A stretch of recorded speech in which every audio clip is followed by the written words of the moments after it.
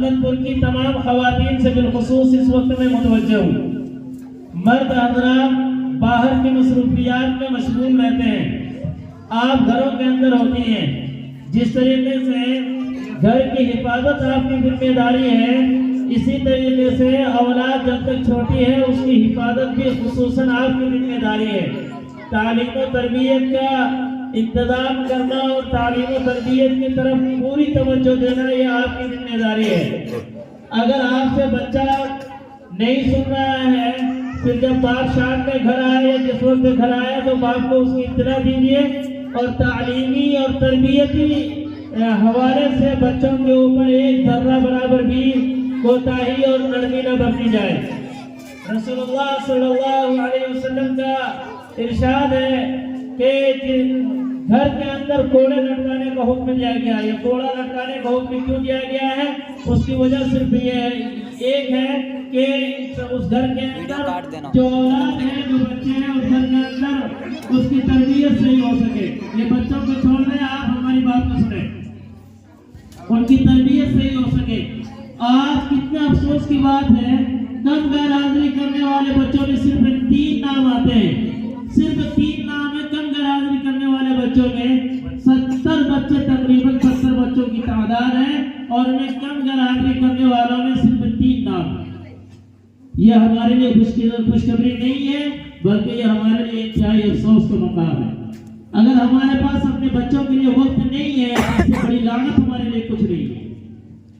آج جو معاشرہ اور سماج جو برباد ہے، آپ نگاہ اٹھا کر کے دیکھ لیں، بڑی عمر کے جتنے لوگ ہیں ان میں سے بہت بڑی تعداد وہ ہیں جن کا کلمہ درست نہیں ہے۔ کچھ حضرات وہ ہیں جن کو کلمہ یاد ہی نہیں آتا، ہی نہیں ہے، کلمہ یاد ہی نہیں ہے۔ کچھ تعداد وہ ہے، اور بڑی تعداد ان کی ہے جن کو کلمہ آتا ہے لیکن کلمہ ان کا درست نہیں ہے۔ اور ایک بات اور میں پوری ذمہ داری کے ساتھ کہتا ہوں، 95% مرد حضرات ہو یا خواتین ہو، ان کے پاس ان کو صحیح قرآن پڑھنا نہیں آتا۔ 95% کی تعداد ہے جن کو قرآن صحیح پڑھنا نہیں آتا۔ میرے محترم بزرگ اور دوستوں، میں اپنی ماں اور بہنوں سے بھی خاص طور پر متوجہ ہونا چاہتا ہوں کہ یہ بچے آج جو پڑھ رہے تھے، بہت حد تک ان کا تلفظ صحیح تھا، ان کا پڑھنے کا انداز صحیح تھا، آج یہ سیکھ رہے ہیں، یہی یہ قرآن تک چلے، اور ان میں سے بہت کم فیصد ہوں گے، 2%، 2.5%، 1.5%، 3% بچوں کی تعداد وہ ہوگی جو مدرسوں کے اندر جائے گی، ورنہ اکثر و بیشتر بچوں کی تعداد وہ ہے جو اسکول کے راستے سے دنیاوی معاملات میں مصروف ہے۔ تقریباً اختتام کو ہے، اس کے بعد اذان ہوگی، اذان کے بعد نماز ہوگی، نماز پڑھ کر کے سب لوگ اپنے گھروں کو جائیں۔ ناشتے کا بھی انتظام ہے، چلے ناشتے کا بھی انتظام ہے۔ بات میری گفتگو یہاں پر ہو رہی تھی کہ 95% ہمارے گھروں کی مسلم معاشرے کی تعداد وہ ہے جن کا قرآن درست نہیں ہے، اور اگر صحیح طریقے سے جائزہ لے لیا جائے تو تقریباً 50% تعداد ان مسلمانوں کی ہوگی جو قرآن پڑھنا نہیں جانتے۔ یہ ہمارے لیے لڑکا فکریہ ہے اور قابل افسوسناک مقام ہے۔ میرے محترم بزرگوں اور دوستوں، میں زمین پر پھرنے والا انسان ہوں، گلیوں میں چکر لگانے والا انسان ہوں۔ میں نے خود اسی علاقے کے اندر بھی محلے کا نام نہیں لینا چاہتا، میں خود اس علاقے کے اندر کئی نوجوانوں سے ملا ہوں جن کی عمر 22 سال ہے، 25 سال ہے، 28 سال ہے، 19 سال ہے۔ کئی ایک نوجوان ایسے ہیں جن سے ہم نے ملاقات کی ہے، ان سے ہم نے پوچھا کہ ہمارے نبی کا نام کیا ہے، تو انہوں نے بتایا ہمارے نبی کا نام اللہ ہے۔ آپ اندازہ لگا لیجئے کہ ہم کہاں تک جا چکے ہیں۔ اور مکتب کے حوالے سے غفلت برتنا، یہ یوں سمجھ لیجئے کہ ہم اپنی اولاد کو دین سے دور رکھ رہے ہیں اور دنیا کے نام پر زہر پلا رہے ہیں۔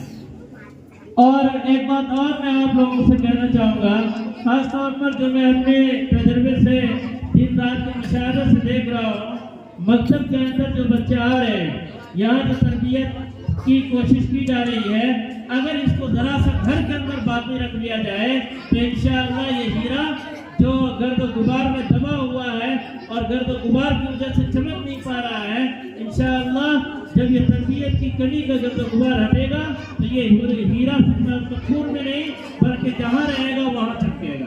اس لیے آپ تمام حضرات سے درخواست ہے کہ بچوں کی تربیت کی طرف پوری توجہ دیں، اور اسی طریقے سے میں بالخصوص اپنی ماں اور بہنوں سے درخواست کروں گا کہ ہر صبح مکتب کا جو وقت ہے، چاہے وہ صبح کا ہو یا شام کا ہو، اس وقت میں آپ سارے کام کو چھوڑ کر کے سوائے نماز کے پہلے بچوں کو تیار کریں اور بچوں کو تیار کر کے جو اچھے سے اچھے کپڑے میں ہو سکتا ہو ان لباس کے اندر مکتب کے اندر بھیجیں، تاکہ پڑھانے والے کو کسی طرح کی گرانی محسوس نہ ہو۔